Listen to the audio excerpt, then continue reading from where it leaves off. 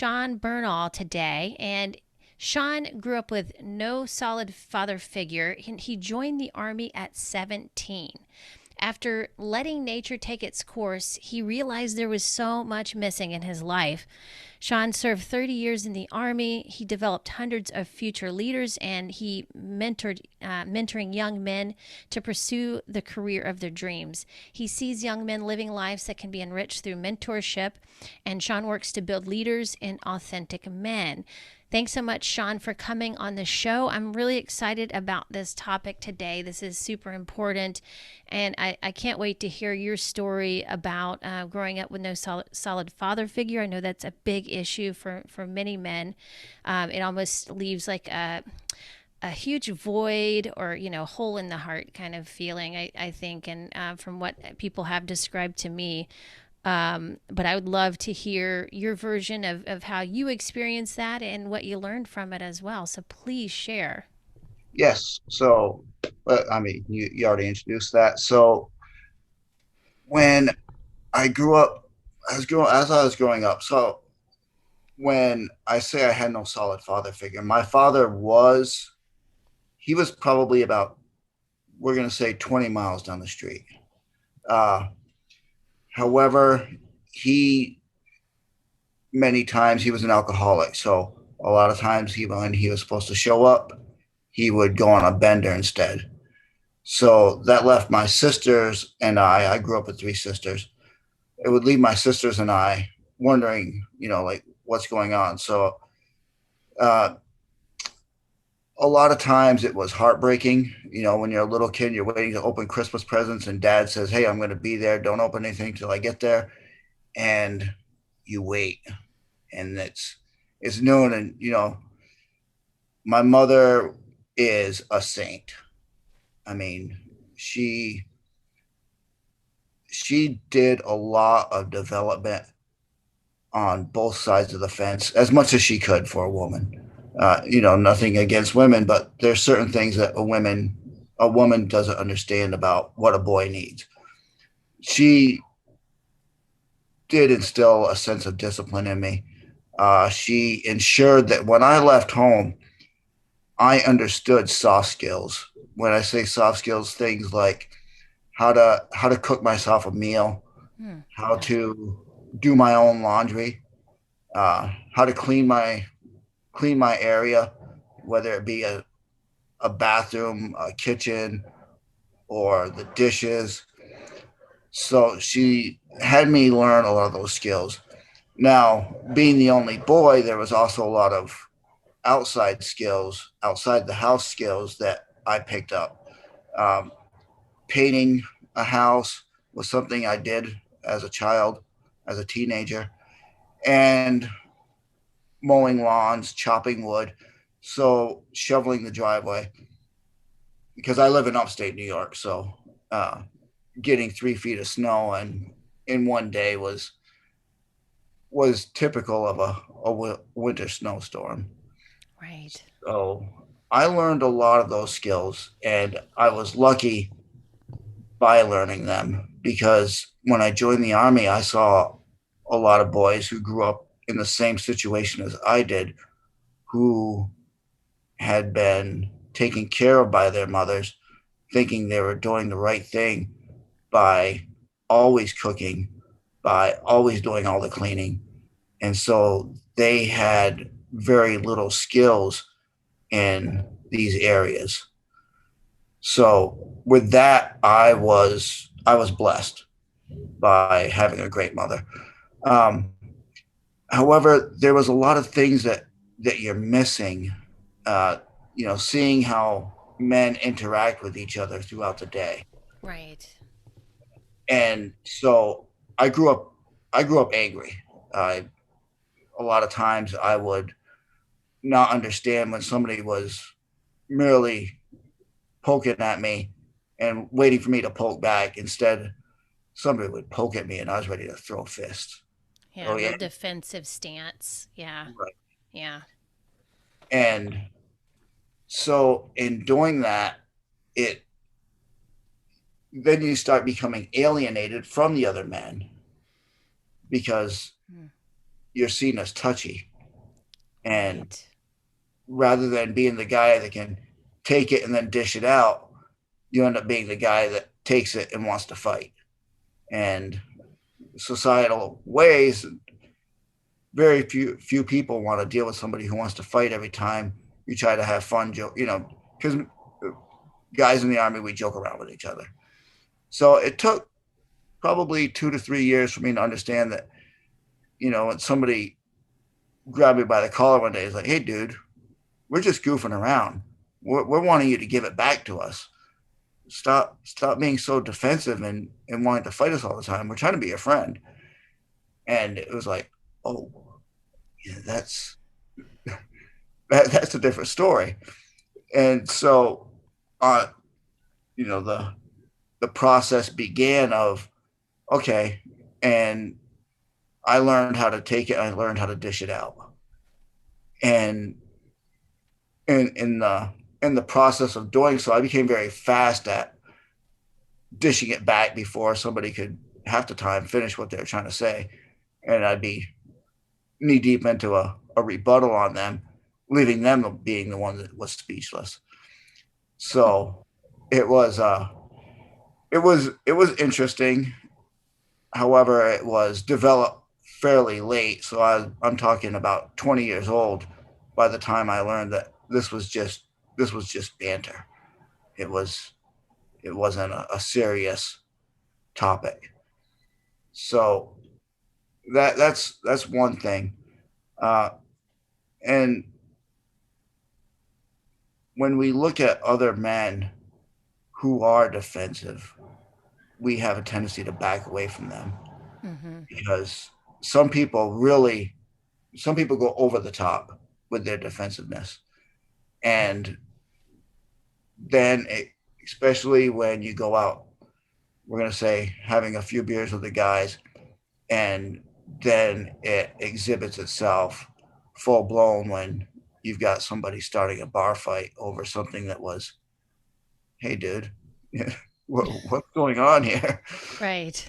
And so, yeah, and we tend to exclude that person from our social circles.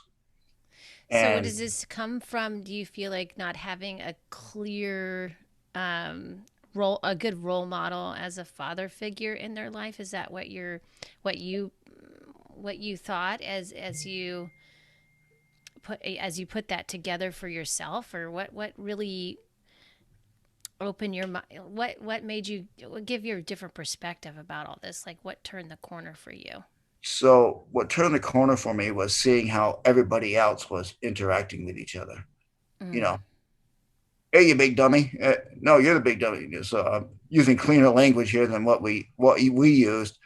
However, the back and forth was banter, and Right. you would see your higher ups in the army, and they were doing it back and forth to each other. Hey, my squad's better than your squad. Your squad couldn't do crap compared to my squad. And you just see it back and forth, and you catch it, and you realize that this was commonplace. It was something that men exchanged, and women exchanged it too. However, not being exposed to very many men growing up, I took it as a challenge to myself, as opposed to a challenge to come back with something smart alecky. It was a challenge to, it was an insult. Right. Right. um, so that was that. And there was other things that I realized I was missing. um, and one of those big things was goal setting, which is something, it's the number one class in my mentorship class is goal setting, and the ability to put a goal down on paper and then start the pathway to achieving that goal. So for many years, I looked at my life as day by day, Hmm. as opposed to, in 5 years, this is what I want to accomplish. In 10 years, I want to accomplish this. When I retire, I want to have accomplished these things throughout my military career. And so I was motivated to learn. So I accomplished quite a bit. However, that was um, accomplishment by opportunities as they presented themselves, as opposed to going out and searching out those opportunities. Right. Not less intentional, it sounds like what you're saying. Right. Yeah. So an opportunity would present itself, and I would jump on it because I knew it was, first of all, it sounded fun. Right. And second of all, because I saw my my leaders as having accomplished said school or um, accomplished said tasks. So it was something that, hey, maybe I should do that too. So I'm going to go ahead and jump on it. Even though I have very little idea what it is, I'll figure it out when I get there. Right.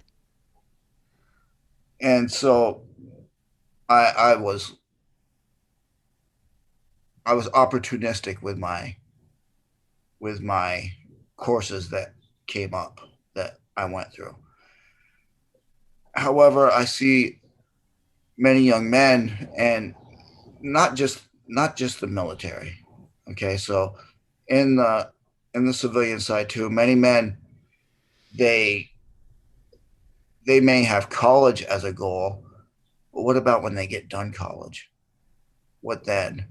What's the first job they're looking for? What's the second job they're looking for? By the time they're 30, what do they want to have accomplished? And when is their retirement date? Are they just going to work until somebody says, "Hey, we don't need you to come in anymore, John.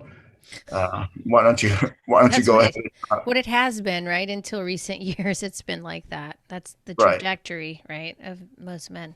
Yeah. And so I believe it would be more freeing for a man to be achieving his goals, achieving his years, planning out his year, achieving something by the end of the year that he wants to. And hey, when I turn 55, I want to retire, which, that's a great goal. However, we also need to have a goal beyond that retirement. A purpose. Right. Yeah. Yeah. And so you did what you liked or semi liked for 25, 30 years. What are you going to do that you love now? Hmm. And so when we look at it as, okay, I did what I like, let me develop what I love. Let me look at what needs to be done in our society, and let me be the one who does that. Hmm. There may be somebody else doing it, there may not be somebody else doing it. However, I'm going to do it. And that's where, when I retired, uh, I had about a 5 month cataclysm of events go on. So I retired, and 2 months after I retired, I got divorced. I my ex wife said, "Hey, I want a divorce," and I became a single father at that time. Hmm. And so I went from what my original purpose was going to be, was becoming a guide, a wilderness guide, taking people on week long treks in the wintertime through the Adirondack Mountains. Oh wow. And that was what I wanted to do. Uh, Not a lucrative job, however, a fun job. Right. And however, now that I'm a single father, okay, that's off the table. I'm I'm no longer going to be taking off, leaving my son with a babysitter or with a relative or with his mother, taking out of her work and going out to do what I want to do. So I went from there, and then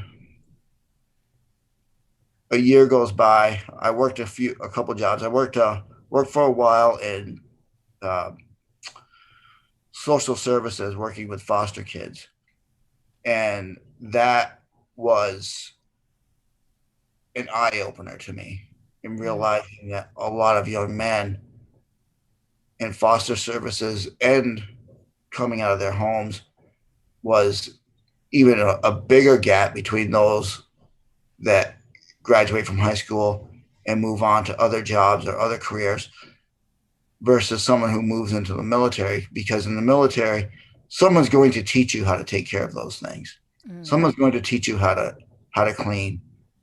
It may come as a very hard lesson. However, you're going to learn it. You're going to learn how to make your bed. You're going to learn how to wash your clothes. You're going to learn how to clean the bathroom. So those things are going to happen. And like I said, it may come in as a hard lesson, or if you've been prepared, it's something that you easily do. However, if you're a non-military person, that may be a very difficult task. And now you're 25 years old. You have a woman coming over or a partner coming over to your place that you want to impress, and first step in the door, and the person's like, "Oh my God, what did I walk into?" And for you, you may not realize this. However, for that person, that's a red flag. You know, we've heard the term. You know, a woman's not looking for a son to take care of. She's looking for a husband who can take care of himself and a yes. partner. Hmm. So, that's something that is I want to develop in young men. And do you see a lot of young men not having these characteristics of being able to take care of themselves? Is that what has inspired you to mentor more young men this way, or Yes, as well as you're helping them with fitness, correct, and nutrition and those kinds right. of lifestyle changes? Yeah. Yes. So the other thing is our presentation, how we present ourselves to the world. Mm, right. And if you see a lot of young people nowadays, not just young men, but young women too, and the curvature they've already developed in their spine by the time they're 18 from hunching over, looking at a cell phone or a video game all day, it's their back is already starting to be deformed. Mm-hmm. Yeah. And so I look at that, and the first thing that they teach you in the military, and this is across the branches, and I'm going to go out on a limb and say worldwide, the first thing that any military teaches you is to stand at attention, to pull yourself up Mm-hmm. straight, like someone's lifting you up by the head with a string, pulling your shoulders back, chin up, chest out, presenting yourself as a person who is able to take care of themselves. And a byproduct of the hunching over is when you're hunched over looking at a phone or reading a book, you're taking yourself out of a testosterone producing state and putting yourself into a cortisol state, because when we hunch over, it's a sign of submission, that our natural instinct kicks in. If, let's say, a more dominant person enters the room, then you curl up in a ball and you kind of keep your eye on them, as opposed to standing up to that person. And so it's a age old instinct from 100,000 years ago, that when we go into that position of submission, we are telling that person, I am not a threat to you. So, and you're saying it also creates like a stress response in the body as well Yeah. for the cortisol. Yeah. Yeah. Right. And that's there's numerous things. When if you ever see somebody walking with their phone and they get bumped, Mm-hmm. Mm-hmm. they're, they're more in a defensive stance, Like whereas somebody surprised. Yeah. Mm-hmm. right and, and somebody that's walking, you know, shoulders back, head tall, they get bumped. Oh, excuse me, and they Yeah, move they just about their keep day. going. Yeah, Right, that's true. Yeah. Yeah, also I find that it's an awareness thing too. You're kind of tuning out all your surroundings when you're looking down at your phone. I remember the first time I saw somebody doing that, looking down at their phone as they were walking down the sidewalk or crossing the street. And I was thinking to myself, that is so dangerous. Like, right, why would someone do that?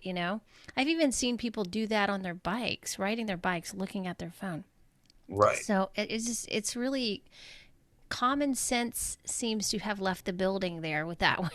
Just Yes, yeah, and then going back to what you were talking about with the spine and people coming from the military, I always ask somebody if they're standing up super straight, and sometimes it can even be an issue because they're too straight. But I always ask them if they've been in the military, because every person I've ever trained that has a super straight spine has either been in the military or been a gymnast right. or some kind of a dancer as Or well. a But surfer.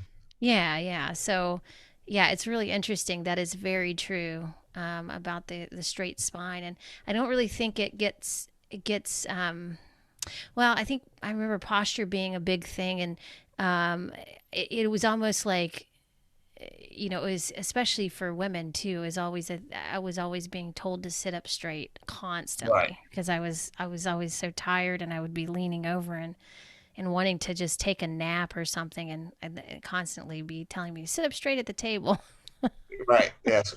So Yeah. yeah, when I played football, so when I was in high school, I played football in the fall. I wrestled all winter, and then I ran track in the spring. Mhm. And during the summertime, I worked on a farm. So I was walking up and down the hay fields for 8 hours a day, throwing 60 to 80 pound hay bales up into a wagon. And so a lot of times by the time I got to supper, I was doing the same thing, like, I just want Yeah. to eat. It's I know. I was like, for me, it was like 4 to 5 hours of gymnastics a day, gymnastics practice. I was just exhausted. But yeah, it was a thing, and but yet now it's getting more challenging with kids because they're not as active, and a lot of kids are sitting most of the day and looking at screens. So especially now with the whole Right. pandemic. Yes, that's something. 'Cause, being a single father with the kids in homeschooling, I mean, I was I'd be coaching a client upstairs, and I'd always have an ear on what was going on downstairs. And I'd hear my son's teacher calling his name. Like, wait, one. Then I'd go down. He'd be over in the corner. He'd be playing with something, or I'd be like, hey, dude, your teacher's calling you. Oh, I'm like, It was so challenging, wasn't it? yeah. Yeah. Yes, I know. Ah, And he's a mover and shaker. I mean, he's uh, have I've seen him crab walk up a couch wow. and then get to the top, roll off of it, and then start crab walking again. Wow, that's impressive. It is. And I've tried to do it. And he's like, no. And he starts trying to give me classes. He's like, just go like this. I'm like, I'm good, buddy. I'm not going to roll off the back of the couch. I'm 170 pounds does not need to be on the back of the couch. Right, right. I'm checking my negations here. I realize I'm using them. However, Yes. It's like best left negation alone. acknowledged. Yes. Right. Well, okay, getting back to our discussion here, and it sounds like you're helping. Is that mainly the clients that you work with in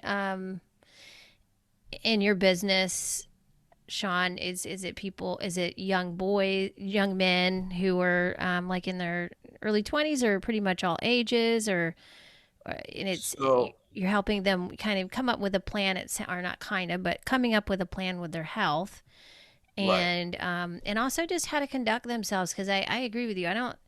I mean, I'm not saying that everybody has to conduct themselves a certain way or it needs to be a strict thing, but there is a lot that's unclear about, both for all young people, but men especially, and how they are supposed to conduct themselves from, especially in this day and age. It's so confusing with everything that's happening. So, it is great to have some structure there and some mentorship for young men in that area, right?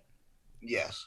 Yes. Yeah. So one of the things I talk about is neighborly acts. So it that ranges from opening a door for somebody. Okay. Yeah. Let's go beyond opening the door for the pretty lady. Let's go to opening the door for the elderly lady who's on a walker. Right. Right. And Yeah. you see some people, they have this, that person can do nothing for me, so I'll let the door shut and I'm just going to keep on trucking. Mm-hmm. And it's we have to look at kind acts like that as something beyond what can that person do for me. Random acts of kindness, right? That's where that Right. comes from. Yeah. So now it happens sometimes. You're in a hurry, you let the door shut, you're unobservant to what's going on around you. However, big picture, we need to be more observant and looking who is coming. If we see somebody coming from their a handicap parking spot and they're shuffling over towards the door, holding it for 10 seconds for that person, if you're that late, then you need to go back to, rule number one, leave on time for work. You know, give Yes. give yourself an extra 10 minutes because that's something that's ingrained in most military members.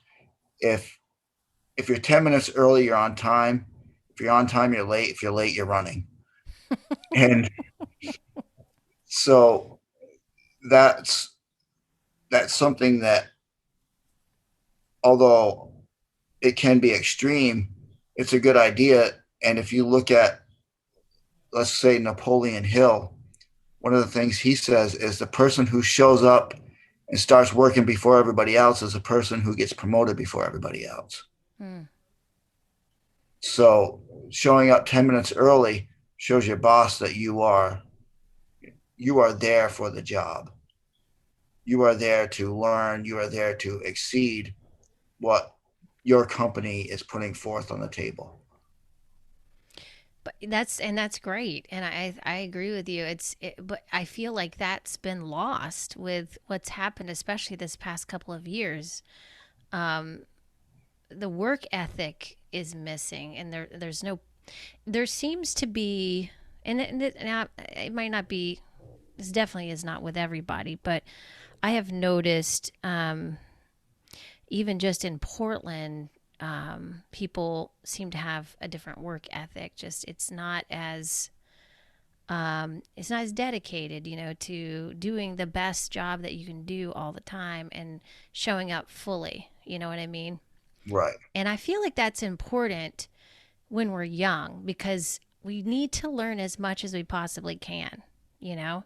We don't Exactly. start out like knowing how to do everything, but yet there's this expectation in our society that we should know that we should already know how to do all this stuff, there's also an entitlement thing too going on that, well, we should already be getting paid all this money without the experience or the skills built yet. So there's a little bit of a disconnect there that I've been seeing lately. And I don't know why that is. I don't know why people don't want to take the time to learn the skills and experience.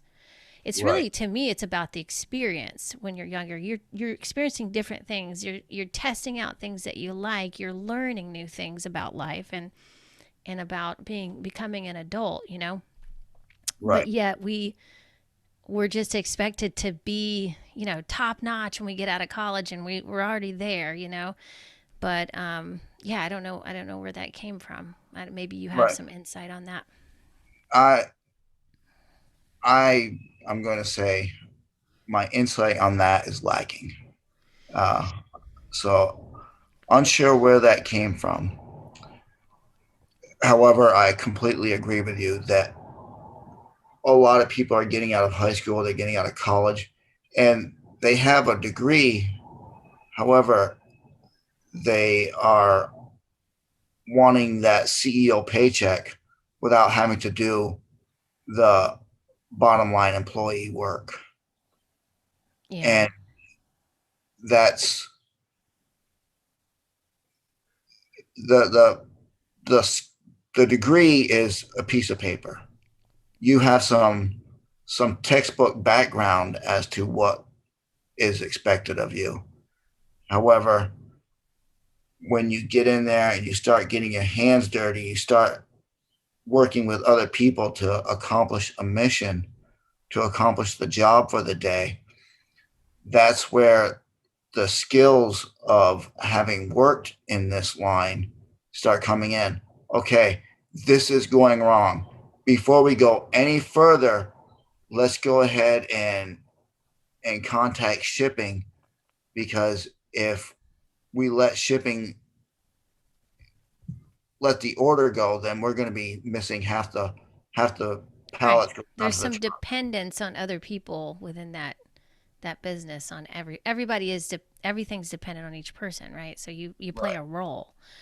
And right, it is, and more that the more I do think about it, I think it does have a lot to do with the tech industry, and how people started making a lot of money on YouTube, and influencers started making money on social media. And then you had also people right out of college and in some kind of a tech job or graphic design job, making a ton of money for companies. So I think there are people that can do that right out of college can start making the big bucks like that. But at the same time, I also think there's still a need for us, as a society, also for our younger generation to, take the time to learn and build the skills. And I don't think that everybody can just jump right out of college and maybe, do that. It's maybe for certain people who are inclined to have those talents. But I think our society is built to make everybody think that everybody can do this. That could be part right, of it too. But right. Exactly. So if we look at, let's say, a YouTuber, we're mm-hmm. looking at what they're doing now. However, do we know what the background is on this person? How do we know this person is just starting out? This person may have done the same thing for his, Most of the time they've been doing it for a long time. Yeah, that's what I've found. so they Yeah. did the same job for their father's company. Father retired, shut down his company, or they're taking over their father's company, and now they do some tweaks because they're more in tune with what our modern society wants or needs. And so then they went from a good business, and now the business is rising again. And the the bottom line, though, for all of this is that happening for me right now? Good question. That's a great question. You know, Yes. so Allison is got 1 million followers on her podcast, and she's getting spots from multi-million dollar, multi-billion dollar advertising agencies. Why am I not getting that? Well, buddy, you've got 5 followers. You put out one podcast every 3 months. The rest of the time, you're out partying with your friends. So where are you at? You know, Yeah. There's a and, level of dedication for sure for anything to be that successful, right? That's what right. you're saying. Yeah. So you have to look at where you're at before, Mm-hmm. and stop comparing yourself to where this person's at or that person's at. where am I at? What do I need to do? Okay, that's great that Jim and Joe are making, buckets full of cash in their business. My business right now needs attention and I need to get to that. And so that's where the the goal, the identity, and the path you're going to choose, the path that you're going to follow to achieve that goal all come in. Hmm. Yeah, yeah, definitely. Yeah, so it's really about tuning back into yourself and then coming up with a plan, right? Right. And creating that structure so that you can dedicate yourself to something you are truly interested in and something that inspires you, or maybe something you're learning about. Right. But the point is, it's not to be, not for everybody. I mean, not really. It shouldn't be about like becoming famous so much, or you know that instant gratification, I suppose, that social media provides, as much as it's about your journey and where you're at in that moment. Right. Yeah. Right. So we have to look at this as, how do you want to be known?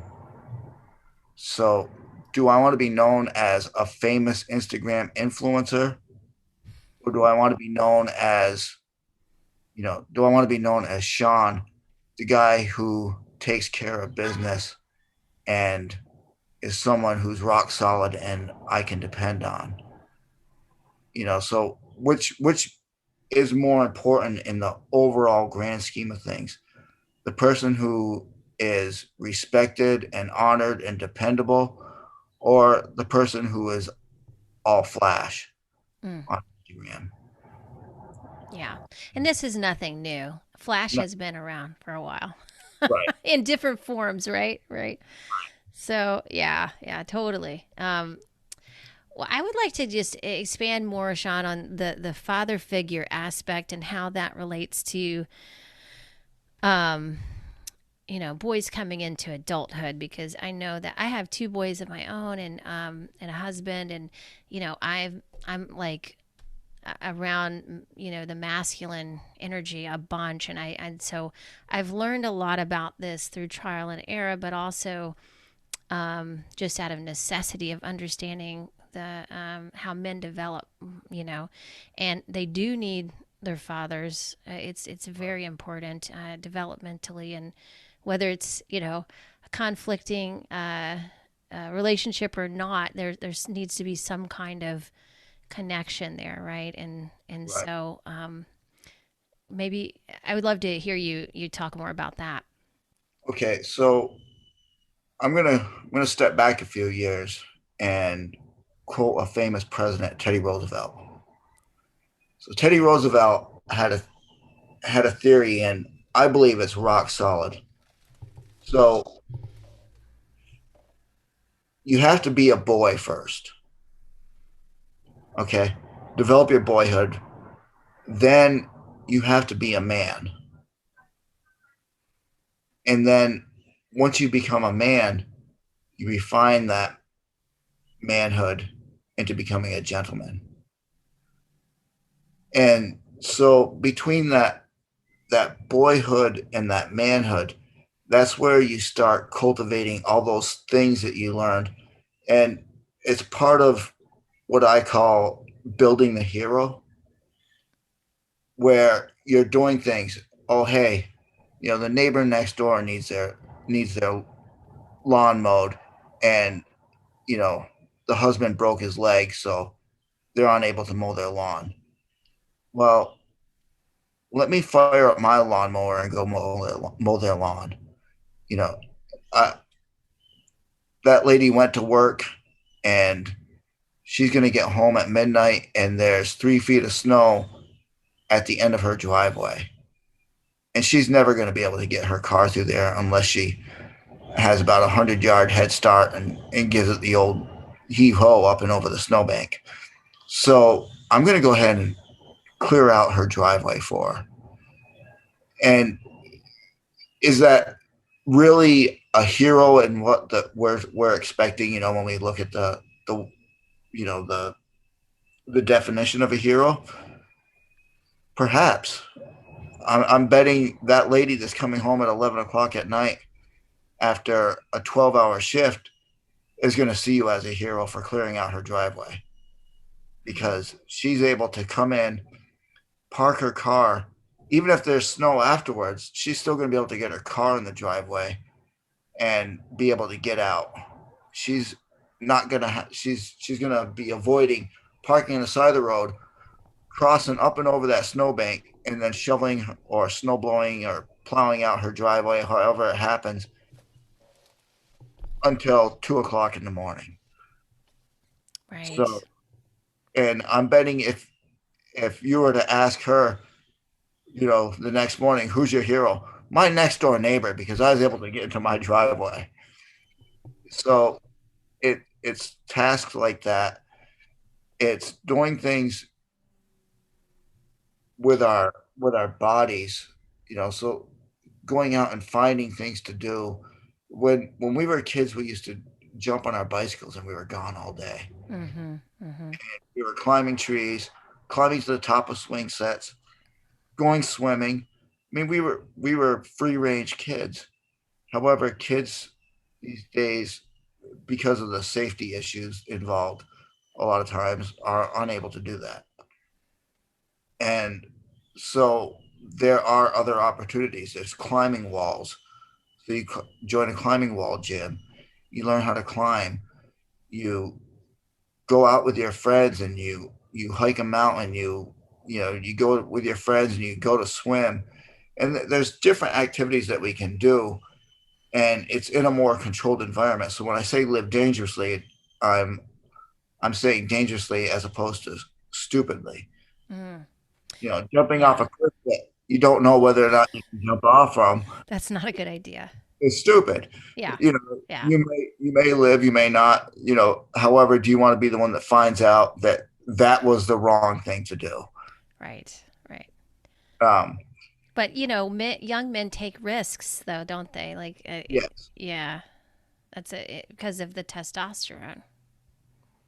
Well, it's not so much the testosterone; it's the maybe it is, but it's the desire to outdo your friends or to Mm. look like someone who can hang with your friends. So Mm. it's more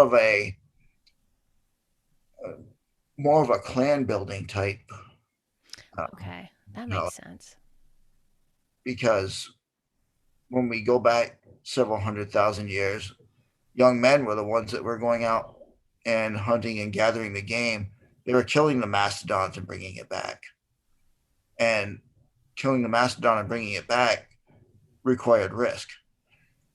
And it we're going to say young women too, uh, women who were childless at the time would also join the men on these trips. So if you look at the differences between the ability for a man to run a mile at an average man, obviously an extremely well trained man is going to be able to crush that thing in three something minutes. And I'm unsure of what the women's world record for a mile run is. However, when you look at the studies, most of the things that physically that differentiate men and women is only 10 to 15%. Wow. So, because women had to be able to keep up with the keep up with the clan, you know, Well, as that's true. opposed, Yeah. and we've primarily been um,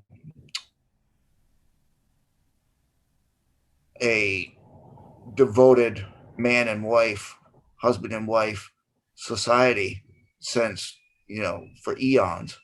You know, as opposed to, let's say, a gorilla.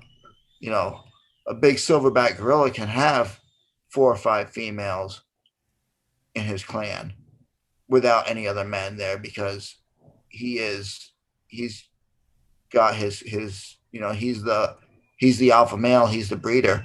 However, in human society, We are not like that. We are, you know, man and woman, and we move forward in that. And so if a man was able to walk, 300 miles in a day, and a woman was only able to walk 20 miles in one day, then as a being, we would have ceased to exist years ago. Right. That makes sense. That makes sense. So, So, yeah, go ahead. uh, and so, yeah, that's one of the reasons. So, doing things outside, the more we do with ourselves, the more that we are engaged in physical activities, varying physical activities, the more we're building that hero mode. Mm, Uh, if Because our amygdala and our limbic system takes those things and it stores it in there for when it needs it, which may be, oh, my child's on top of the roof and needs me to climb up there and save him. Well, I can't go through the house because the house is burning. So I have to be able to run, jump up, grab the ledge, and swing my legs up and over. mm, However, if you've never been exposed to something like that, that's something that it's not in your toolkit to grab and go with. do you find many men that know how to do that kind of thing these days? I mean, I know there's been some natural movement, uh, groups that have been working to bring that back in Right. people. So I'm looking at it from a military aspect, Mm-hmm. and so the MoveNet. If you look at the history of MoveNet, besides going back to caveman era, when that was brought to the modern era was actually by a Frenchman. I forgot his last. George A. Bear. Mm-hmm. George A. Bear brought it back from after watching the the debacles going on in between French citizens and tribal citizens, where the tribal people were like, okay, hey, no rescue craft. Well, good, because that makes it easier for me to get out of here. And so they maneuvered themselves out of the danger area, whereas the modern French culture was, hey, somebody come save me. Mm. And the tribe was like, no one's coming to save you, save yourself. And so with the military, we have obstacle courses. So you are exposed to many obstacle courses throughout your military career, from basic training, boot camp, and then usually once every 2 to 3 years you'll go out to an obstacle course, and plus just in your regular job you're moving across obstacles. Well, in my regular job, I was an infantryman, so I was out in the woods majority of the time, or um, working in villages. So as far as average people, I'm gonna say I've met very few young men between the ages of 18 to 30 who are capable of doing such a thing. Not that they're incapable. It's something that it's not in their tool bag to do that. Yeah. They've never been Yeah. exposed to it. They don't even teach rope climbing anymore in PE, right? There's like, No, no, uh, it's very low risk PE classes, yeah. and that's Yeah. something I asked my son. I said, when do you guys climb rope? What year do you guys start doing that? He's like, climb rope. Like, no, we don't do that. And so that was the big thing that was left out this year is I had them in CrossFit Kids because they Mm. have rope climbing, they have obstacle courses, Right. and so I had him in that because he could do it with me, and he has done it with me. However, when you get 5 kids doing it, they're having fun as opposed Yeah. to teasing the adults. Right. Right. Yeah. Absolutely. Um Yeah, these are also very valuable skills, and you never know when you will need that. And that's a great example. I love the aspect of the hero. Um, it's and that is you just don't, again, I mean, I'm only speaking from my own personal experience, but yeah, you don't see that too often these days. And it could also be from what's happened the past couple of years with the pandemic and people just being in a fear mode and not really even wanting to reach out to help another person sometimes. But Right. this seems to be something that is really needed again in our society, Right. and communities. Like, So yeah, I love that aspect of that. Yeah. that it's a quick video of, and it's in France, where there's a child dangling from, I'm going to say, the eighth floor, Mm-hmm. and the parents just barely able to hold on to the child. They're leaning over the balcony, and they're not strong enough to haul the child up, which is a problem.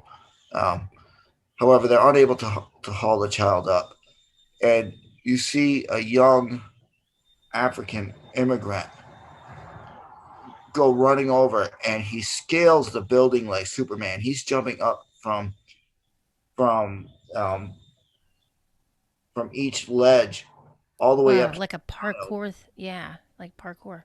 Right, like Yeah. parkour. He was out of Africa. He was. I mean, Africans are still, they're coming out of Africa as natural born heroes because they're still living a lot of outdoor adventurous lifestyles. Mm-hmm. Mm-hmm. And you look at South Americans uh, coming out of the Amazon. You look at a lot of other places where people are living outside a lot, and they know how to be their own hero. Yes. And so this kid, he scales up the wall. He saves the kid. He brings him down safely, Wow. and he was an illegal immigrant at the time. However, this was caught on film, and immediately the French president at the time declared him a French citizen. Wow. He was like, "This is the type of citizen that we need in our country." You know, let They want him there. right, Yeah. sign this Yes. paperwork because we need you. Yeah. We do. We do need those people for sure. Yeah, people that are capable and confident and are going to be able to, take action when it's needed. That's really important. Capable, confident, and compassionate. And compassionate. Yes, definitely. I like that. Yeah. And if you look, I'm unable to recall the Greek term for compassionate. It's also part of the Greek hero model, Oh, right. Okay. because we have a tendency nowadays to look at compassionate as soft, loving, and and almost motherly. Um, but compassionate can also be very rugged and firm, and still looking out for your best interest. Yeah, compassion can come can there's an aspect of compassion that can come in the form of being honest with somebody about where you stand on something, right? Right. Yeah. Some tough love. Yeah, or just being uh you know, without disrespecting each other, or well, I should say, I'll change that a little bit. Um with respect to the person that I think compassion is about respect also. Right. And respecting that person enough that you don't need to say things to please them, or bend the truth, um, to not hurt their feelings. You can be more truthful and direct with people. That can be a compassionate thing as well. Um, Exactly. yeah. And that's another thing that I cover is the love aspect. Mm. So when you have a relationship, and when my mother and father were together, when my father was hardly around after, so I'm going to say in third grade they got divorced. When I was in third grade they got divorced. Um, However, up to that point, it was yelling, screaming, hollering, name calling, and primarily on his end towards my mother. And that is obviously that's very conflicting, and a lot of young men, that's what they fall back on when they're having problems in their own marriages, because Right. that's what they saw. Mm-hmm. Yeah. When you see a healthy marriage, when there is conflict, it becomes an architectural resolve for that conflict as opposed to a destructive conflict. Yeah. There, there's resolutions being made. There's, hey, let's look at it like this. I'm looking at it like this. There's the name calling and the belittling. Those things are off the table Hmm. because that is destructive as opposed to constructive. Well, and I see it also as a respect thing as well. It goes from reacting to someone and getting triggered and it doesn't say, it's not to say you're never going to get triggered by people again, but what you do start to move into is a more respectful mode for that person because you are respecting yourself as well Right, within that. And so um, conflict becomes an opportunity for you to show up for yourself. right. Yeah. And how many times have you resolved a conflict with somebody once the name calling started? It's hard to come back from that, right? Right. Yeah. So when you're already heated because something happened and now names are being called, now you've digressed into a guttural level, and until heads are cleared, there's going to be very little conflict resolution. Now it becomes a win lose as opposed to resolve. Yeah, a competitive thing, right? Yeah. That is, yeah, and that's a hard place to be on both ends. So it's it really just comes down to you working on yourself first before, and then you bring that into the relationship so that you are a clear vessel, and you don't project all your stuff onto that other person and vice versa Right, is the easiest way that I've found. And then you can have good communication that way because you know that you can trust each other to communicate honestly with each other and respectfully, right? right. And you can accept where that person is. Yeah, Yes, someone right. may come home from and they're they're acting foreign to you. They're argumentative. They're cranky, and they're starting. They're picking a fight, and it's time to step back and be, okay, what is really going on here? Yeah.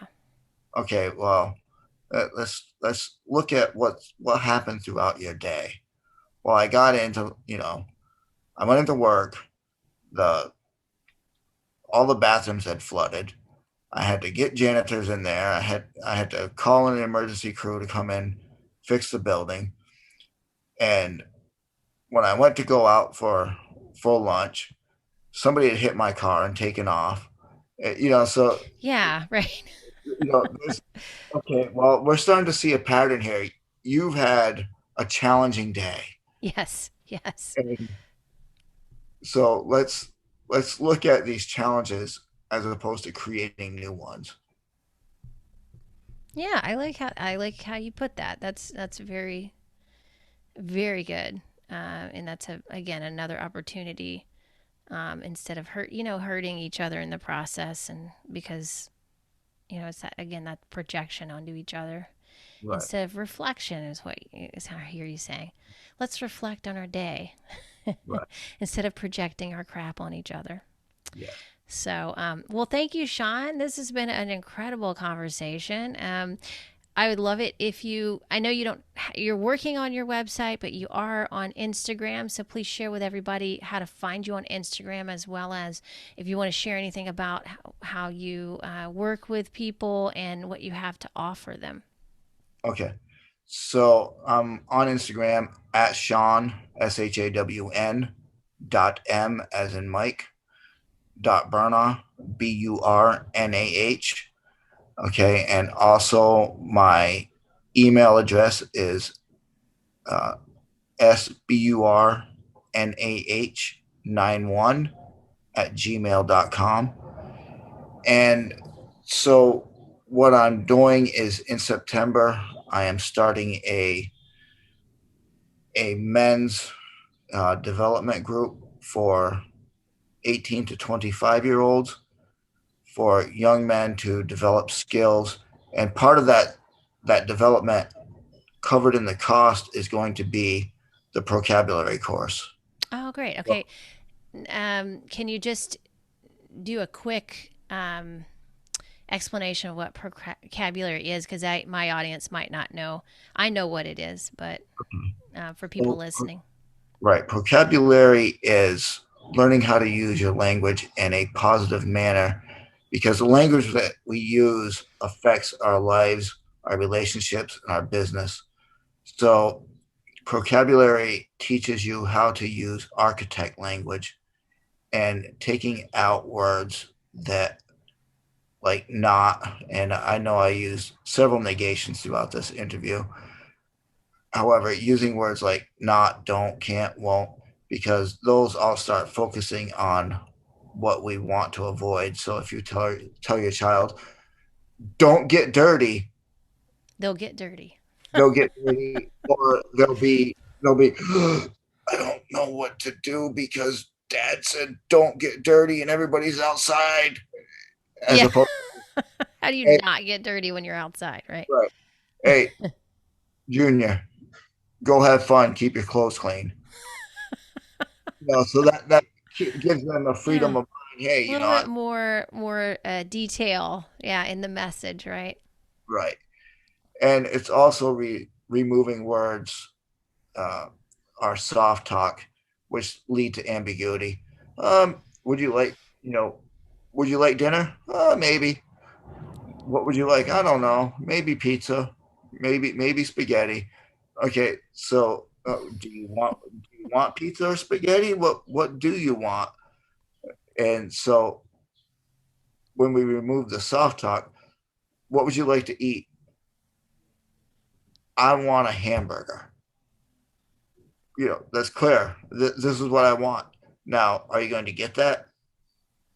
That's going to depend on what the other person wants. Well, let's go to this restaurant and I'm going to get a bowl of spaghetti and you can get a hamburger because they have both there. Yeah, there you go. Yeah. Win. However, it's providing that clarity into what you're trying to say to the other person, so that they they're not left guessing what you want. Yes, which is very important in any kind of communication you have with every relationship you have. Right. Even with Yeah. your Even with yourself. Yeah. Absolutely. I remember I've said this before on the show. Mark England, uh, who developed that course you talked about, vocabulary, he says he was in this documentary called The Cosmic Giggle. And yeah, he said, what you're saying inside is what you're saying outside as well. I can't remember exactly how he put that, but everything we're saying inside gets externalized because we eventually say it. right, And well, and then also the other thing that I love that he said was you are, you're actually building a vision board with your words, your inner dialogue, right? right, So you wouldn't put anything on your vision board that you didn't want. Why do we talk to ourselves about things we don't want all the time then, right? So if we want to really build our our reality and shape it up the way we desire, then we should that's a negation. Why don't we, take take our words into consideration and change them. So this is a great. I love this course. I've taken it, and it's really great for becoming aware of all that. Now, I sure use soft talk still, but I'm much more aware of how much I'm using now and when I Yeah. should, and when I can use it, or because sometimes it can be used, but for the most part, it does lead to a lot of ambiguity and indecision. And if we need anything right now, we need a little more decisiveness in our lives when it comes to getting clear on ourselves. So, Yes. yeah. Well, So, thank you. Yeah, thanks, Shawn. What were you going to say? so yeah, so that besides the other skills that the they're going to learn, that's also included in the course, and it's a 6 week Cool. course. Oh, great. 6 weeks. Okay. Wonderful. Well, awesome. I'll put a link to your Instagram, and then also I'll share your email with everybody so they can contact you if they're interested in that. Okay. All right. Thanks again. It was a pleasure talking to you. Yes. All right. Great day. You too.